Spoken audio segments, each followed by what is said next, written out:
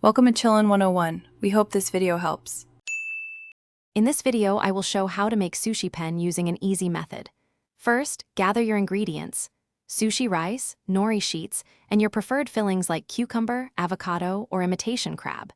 Begin by rinsing 2 cups of sushi rice thoroughly under cold water until the water runs clear. This removes excess starch. Then, cook the rice with 2 1/4 cups of water according to package directions, usually in a rice cooker or pot. Once your sushi rice is cooked and cooled slightly, season it with sushi vinegar. Lay a half sheet of nori on your bamboo rolling mat.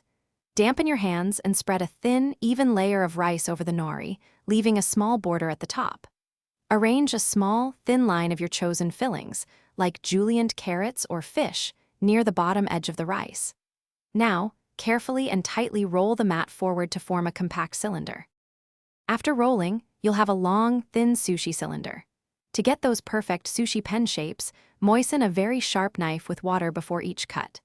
This prevents the rice from sticking and ensures clean slices. Carefully slice the long roll into small, bite-sized pieces, about 1 inch long. Arrange your freshly made sushi pens neatly on a serving platter. Serve immediately with soy sauce, pickled ginger, and wasabi for a delightful snack or appetizer.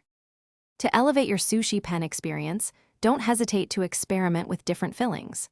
Try smoked salmon, cream cheese, or even a touch of sriracha for a kick. Always use fresh, high-quality ingredients for the best taste and texture. Remember, practice makes perfect, so have fun with it. And speaking of upgrades, check out the description for a link to the Shark AI Ultra Robot Vacuum and other great deals to upgrade your home. Thanks for watching.